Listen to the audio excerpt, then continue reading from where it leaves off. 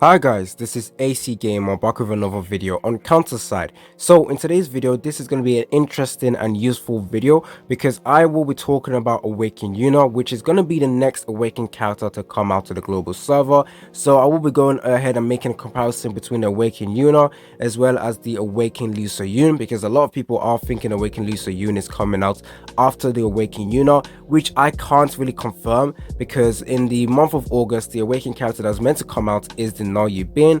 However, because the image shown on the roadmap is Awaken Lee Soyun, most people are thinking Lee Soyun is going to be coming out instead. But yes, in the roadmap as well, it isn't written specifically that Awaken Yuna is coming out in the month of July. However, because it is written that an event is coming out with an Awakened unit, and that event is Awaken Yuna's event, it means we can infer that Awaken Yuna is going to be coming out in the month of July. So hopefully you guys like this video. Stay tuned for more content on counter side. If you guys don't want to miss out on future counter side content, make sure you are subscribed.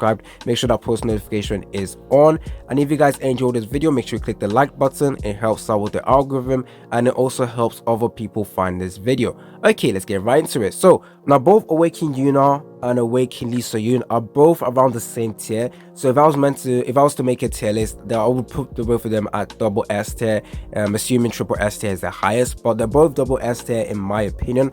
However, they shine in different places. So Awaken Yuna over here shines very good in story mode, shadow plays, and PvP. So that's where she shines the most. Now moving on to Awaken Lee Soyun, who shines a lot in the guild co-op, so the Consortium raid. In the future, when Consortium raid is added in the roadmap, it is said to come out in, I don't know, I can't really remember.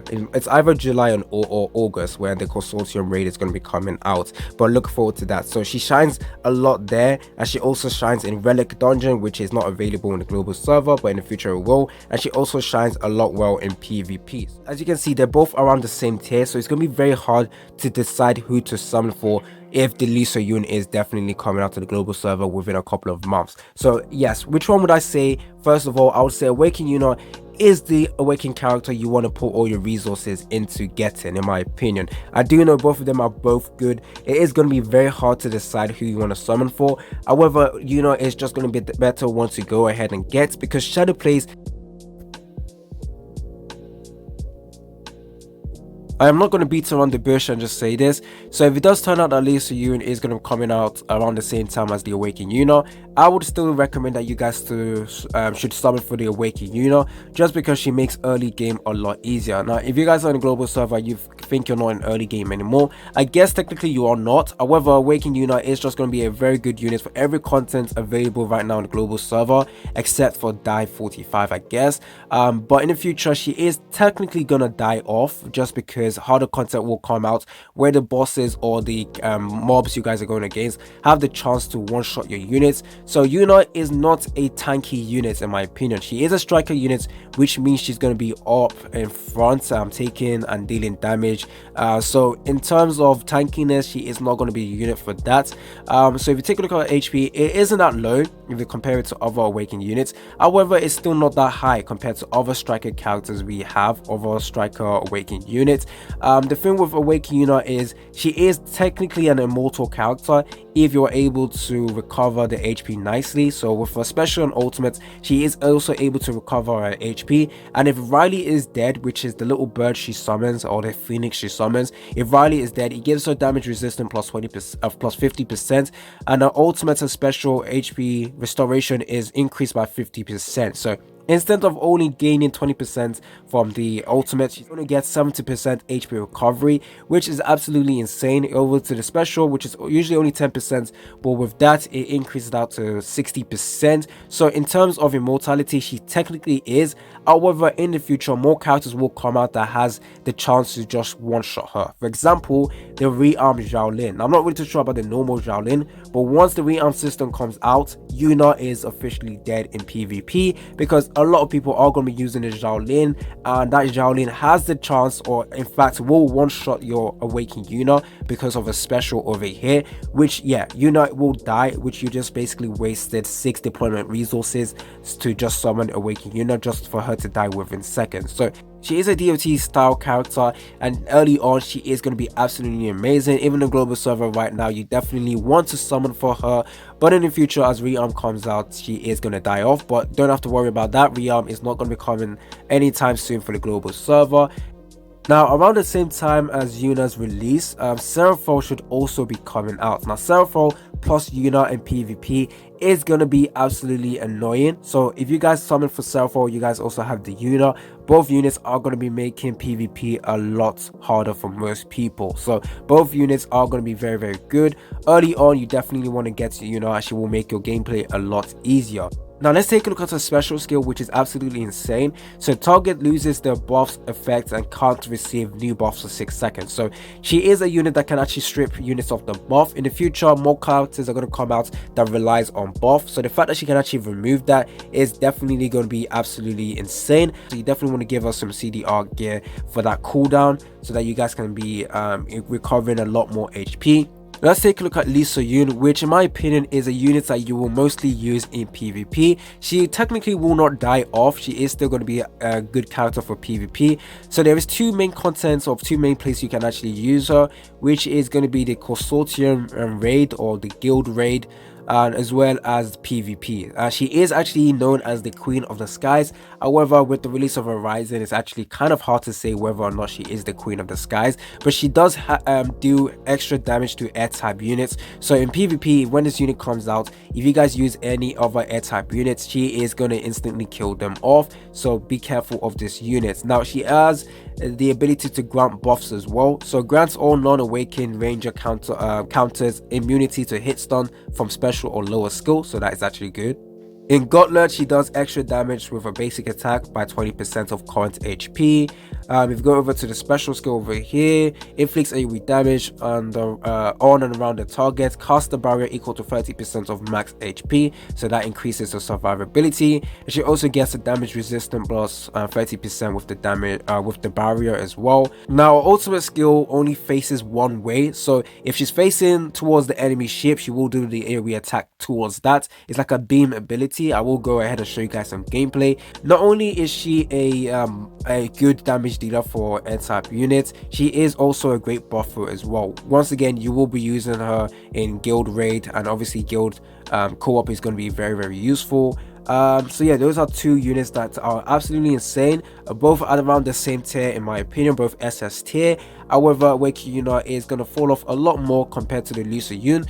Now, one thing to note about both this Awakened character is the deployment cost. Now, Awakening Yuna is a 6 deployment cost unit, whereas Lee So-yoon is a 5 deployment cost unit, and it means you're just going to be using her a lot more in my opinion. That 5 deployment cost means you can easily deploy her compared to other Awakened units.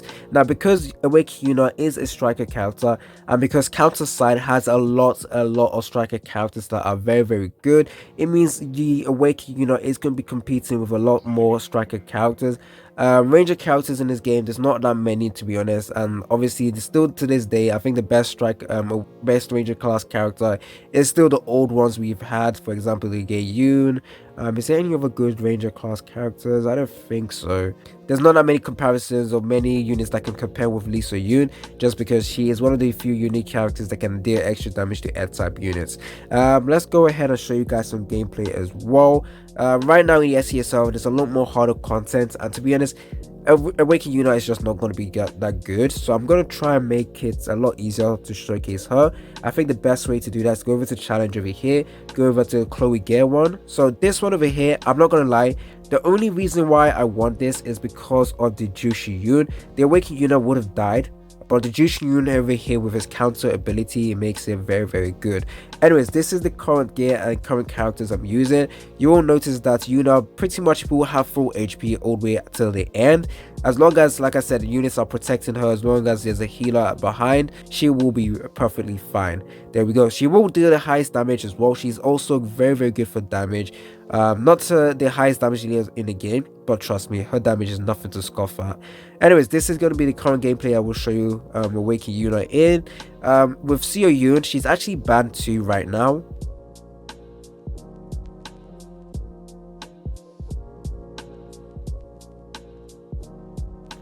So I can't currently show you guys any PvP content with her.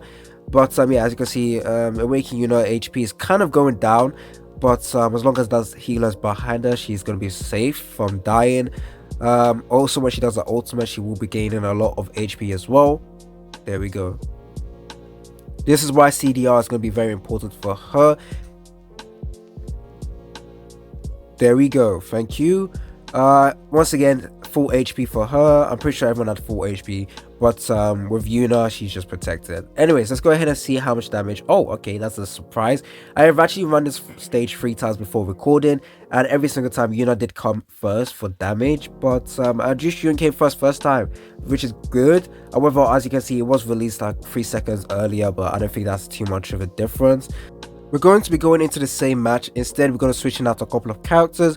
Instead of the Awakening Yuna, we brought Orca, we also brought Lisa Yun, and we brought a bunch of non-Awakened Ranger class characters because she bossed them as well. So let's see how well we can actually do in the stage. Now, I'm not expecting her to deal the most amount of damage in here, just because she does good amount of damage, but not as much as other Ranger class characters in the game. Her main use is obviously to counter air type units, but right now PvP is yeah, it's impossible to actually use her because of a ban. But I think this should be alright as long as everyone is able to tank this. Please be able to tank this. Our healer comes next. There we go. Orca being very tanky and lovely to use. Lisa Yun, please come in clutch.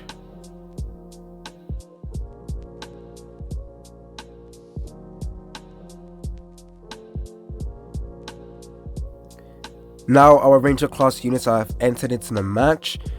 Hopefully the damage is actually quite good. They're going to be using their ultimate and special skill a lot faster because of that 30% boost from Lisa Yun. This is the ultimate ability from Lisa Yun. We lost our Ranger units. We're gonna lose this match. We need to bring her up. There we go. Please don't die, Jushu Yun. There we go. We need to bring our healer next. Sorry, I had to switch over to manual play. There we go. I think bring out our Ranger. I think that's too close, but who cares at the moment. There we go. Once again, I have to do auto. I have to do manual play. Let's see, what can we do at the moment? Lisa Yun is doing a ultimate again. There we go. And I think from now we should be safe. There we go. So we didn't beat this a lot faster than the previous one, but that's because Yuna was there for the damage.